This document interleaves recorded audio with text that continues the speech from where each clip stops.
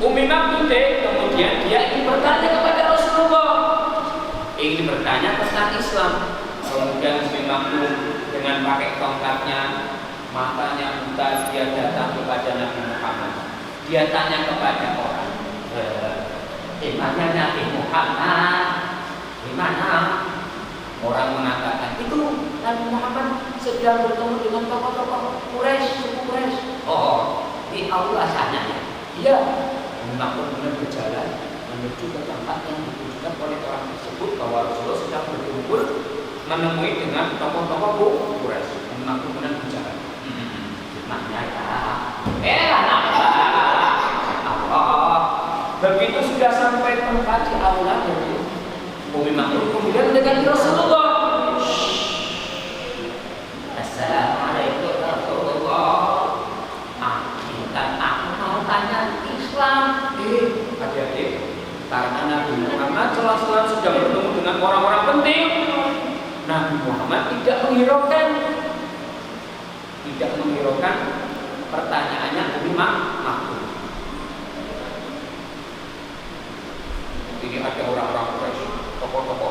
Umi Maktum berada di sebelahnya karena bertanya, tapi Nabi Muhammad sedang berbicara dengan tokoh Quraisy. Nabi Muhammad tidak menghiraukan. Tahu nggak apa yang terjadi? Ketika Nabi Muhammad tidak menghiraukan Umi Maktum, Allah kemudian menurunkan ayat, menurunkan surat sebagai teguran kepada Nabi Muhammad. Namanya surah Abasa, juz 30. Abasa wa tawalla an ja'ahul a'ma. Yang artinya maksudnya adalah, hei Muhammad, telah datang kepada kamu seorang buta. Dia pengen tanya, tapi kamu malah nggak menghiraukan. Setelah itu Nabi Muhammad jadi menyesal. Wah, kenapa aku tadi tidak menjawab pertanyaan Maktum? Ternyata Umi Maktum itu dia punya kelebihan luar biasa. Meskipun dia buta, tapi semangat untuk ke masjid itu nggak kalah dengan anak muda. Ketika pagi hari ke masjid, zuhur ke masjid, asar ke masjid, maghrib ke masjid, isya ke masjid. Tahu nggak? Padahal rumahnya Umi Maktum itu jauh sekali. Kata para ulama, itu harus melewati perkebunan kurma yang jalannya itu terjal. Kalau pas habis hujan licin, kalau nggak hujan penuh dengan bebatuan dan mudah orang itu kalau lewat itu terjatuh. Tapi memang meskipun dia sudah jalan sempoyongan, mata sudah buka, dia tetap rajin ke masjid. Hingga pada suatu hari ada sebuah kisah. Umi Maktum ketika malam hari, ketika mau subuh, sebelum subuh ada tidak tertinggal subuh. Umi Maktum itu datangnya agak pagi-pagi banget. Aku mau pergi sholat subuh di masjid. Bismillahirrahmanirrahim. Dia lewat perkebunan. Belum ada pencahayaan ketika itu. Ada cahaya pun juga percuma karena aku matanya buka. Di kerajaan iblis, karena Umi Maktum itu terkenal, dia suka pergi ke masjid. Raja iblis kemudian membikin apa itu namanya sayembara. Pasukanku para jin-jin kafir, siapa yang bisa menggoda Umi Maktum agar dia tidak pergi ke masjid, aku akan kasih hadiah yang besar. Para jin-jin kemudian mereka mengajukan diri. Aku, wahai Raja Iblis, aku saja. Akhirnya diberi. Oke, kamu. Oke. Kemudian dia malam-malam melihat Umi Maktum itu jalan sempoyongan melewati tempatnya. Jalannya tegak-tegak sih. Kemudian setan itu menjatuhkan Umi Maktum. Umi Maktum terjatuh. Ketika terjatuh, ternyata dia berdarah. Akhirnya kemudian terkena darah. Umi Maktum kemudian ternyata aku terkalah. Pasti bajuku ini terkena darah. Ya udahlah, aku pulang saja. Si jin yang sudah merasa berhasil, dia bangga. Aku hebat. Coba tak jatuh saja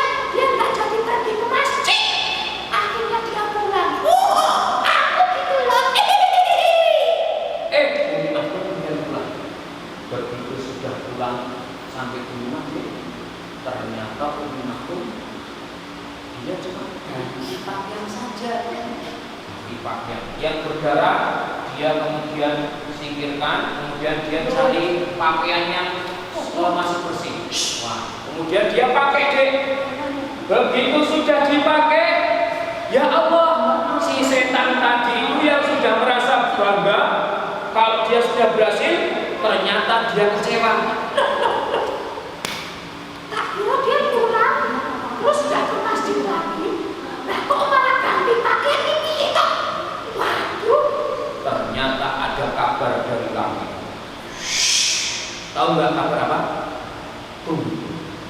Karena si jin tadi sudah dikasih tahu oleh Raja Iblis ada kabar dari langit. Akhirnya si jin kemudian dia berubah diri menjadi manusia. Ketika Umi Maktum mau keluar rumah, jin itu kemudian berada di depan rumah. Jin yang masukkan menjadi orang. Hei kakek, kamu siapa ya? Kok suaramu nggak pernah saya dengar? Kek, aku mau menawari kamu, kek. Nawari apa kok? Es teh jumbo. Bukan, kek. Aku mau mengantarkan kamu ke masjid. Oh, bagus sekali. Ada anak muda yang mau mengantarkan saya ke masjid. Oke, Pak. Akhirnya laki-laki itu mengantar kakek, dituntun pelan-pelan. Satu langkah, dua langkah, tiga langkah, sampai ke depan masjid. Begitu sudah depan masjid, itu sudah masjidnya sudah dekat, silakan masuk. Oh, terima kasih anak muda, aku masuk masjid dulu. Ayo masjid bareng sama kakek, kita sholat dulu. Aku nggak sholat, kek. Sunnah pun kaget. Biasanya kan kalau nggak sholat itu anak cewek putri, kok ini anak putra kok bilang nggak sholat? Akhirnya pembantu bertanya, kamu anak muda laki-laki kok kenapa kok nggak sholat toh? Aku emang nggak sholat dan aku nggak suka sholat. Loh, kok nggak suka sholat gimana? Kan kamu tadi sudah berbuat baik, ngantar aku ke masjid, kok malah nggak mau sholat, kenapa? Iya, kakek tahu nggak aku ini siapa? Ya tahu siapa kok? Manusia kok. Kamu kan nggak melihat aku. Aku ini bukan manusia, kek. Lah kok siapa kok? Jadi aku ini sebangsa jin, kek. Ya Allah, kok sebangsa jin? Mau bantu kakek kenapa? Kakek tahu nggak? Apa? Tadi kan kakek jatuh loh. Iya, kakek jatuh sampai berdarah. Nah, itu yang jatuhin aku, kek. Loh, kakakmu kok? Kenapa emangnya? Iya, kata bosku, bos iblis, kakek sukanya ke masjid terus. Makanya aku dikasih hadiah kalau bisa menjatuhkan kakek dan kakek nggak jadi ke masjid. Ternyata begitu kakek pulang, malah cuma ganti baju, terus datang lagi ke masjid. Oh lah, terus kok kenapa kamu membantu kakek, nggak menjatuhkan kakek lagi? Tahu nggak, kek? Ada apa? Aku dikasih tahu sama bosku. Emangnya apa? Kakek itu begitu jatuh, terus pulang, ganti pakaian, malah berangkat lagi. Bosku bilang ternyata ada kabar dari langit kalau dosa-dosanya kakek setengah hidup kakek itu diampuni sama Allah. Hah? Beneran? Iya, kek. Ternyata dari dulu jin itu, iblis itu suka mencuri kabar dari langit. Nah, ketika si Umi Maktum, kakek Umi Maktum, dia itu ternyata tetap ke masjid, ternyata ada kabar kalau setengah dosanya dari hidupnya itu diampuni oleh Allah. Maka jin itu bilang, makanya, kek, kalau kakek nanti tak jatuhin lagi, pasti tetap ke masjid toh. Ya tetap ke masjid kok, aku sholatnya di masjid kok. Nah itu aku nggak mau kalau kakek nanti setengah dosanya lagi, akhirnya diampuni sama Allah, sehingga kakek nggak punya dosa. Makanya aku antar kakek. Oh Allah, itulah kisah Umi Maktum. Ternyata orang yang rajin ke masjid itu dosa-dosanya diampuni oleh Allah. Maka ayo kita anak-anak TPA rajin ke masjid. Kisah yang kedua, sahabat dengan jin. Ada seorang sahabat namanya Abu Hurairah. Abu Hurairah itu diperintahkan Rasulullah untuk menjaga gudang. Tapi gudangnya gudangnya isinya itu adalah zakat. Zakatnya orang-orang muslim.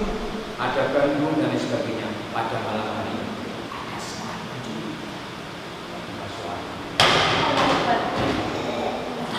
Wah, itu siapa ya? Abu Hurairah keluar. Ada orang yang mau mencuri. Begitu Abu Hurairah mendatangi, langsung orang perintah. Mau mencuri ya? Gak bisa. Orang itu langsung minta ampun, jangan. Aku hanya ingin mengambil hanya sedikit saja. Kasihan aku ini fakir, aku ini miskin. Tetanggaku juga miskin. Aku punya anak-anak yang kelaparan. Karena Abu Hurairah kasihan, akhirnya Abu Hurairah benar lepaskan. Ya sudah, tapi janji kamu besok nggak boleh nyuri lagi ya. Iya, aku janji. Dilepas. Ternyata keesokannya Nabi Muhammad sudah dikasih tahu sama malaikat Jibril kalau Abu Hurairah tadi malam baru menangkap apa? Menangkap pencuri. Dan ternyata yang mencuri itu bukan manusia, tapi sesosok bangsa jin. Kemudian kabarnya Abu Hurairah, "Hai Abu Hurairah, sini. Ada apa kejadian tadi malam?" Kalau Rasulullah tahu, ya Abu Hurairah bercerita kalau tadi malam habis menangkap maling. Kemudian Rasul mengatakan, "Abu Hurairah, saksikanlah nanti malam pasti datang lagi." Datang lagi ya Rasulullah? Ya. Abu Hurairah benar siap-siap. Wah, karena kata Rasulullah kan Rasulullah nggak pernah berdusta. Kalau Rasulullah bilang datang lagi, pasti datang lagi. Ditunggu, nggak tidur, makan. Ini ngantuk, minum kopi dulu. Ternyata malingnya datang.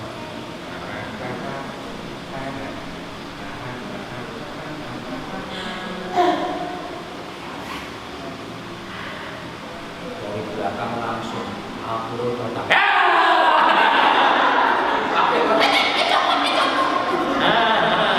Ayo, mau nyuri lagi ya?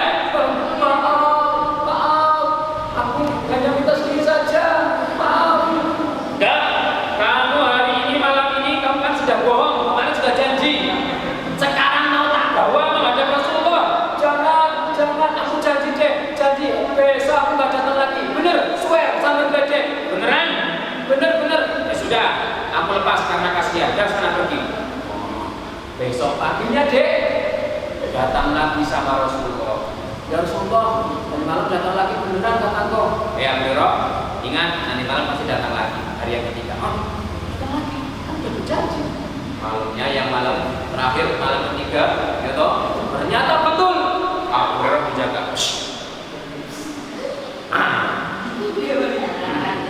Jaga deh. Kemudian ternyata betul. Pencuri datang lagi. Abu Hurairah ketika itu lagi bersiap-siap. Mau datang lagi toh? Langsung maaf, aku janji, aku nggak ngambil juga. Sekarang kamu harus aku share kata Rasulullah. Enggak. Kalau kamu tidak membawa kepada Rasulullah, aku akan kasih kamu satu ilmu. Kalau kamu ngasih satu ilmu, mau pakai tahu ilmunya bukan ilmu bersih loh ya. Emang ilmu apa? Kemudian orang itu mengatakan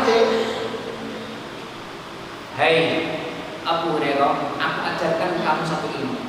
Barang siapa yang sebelum tidur membaca ayat kursi, maka ketika tidur dia akan dijaga oleh gangguan jin, setan, iblis dan lain sebagainya.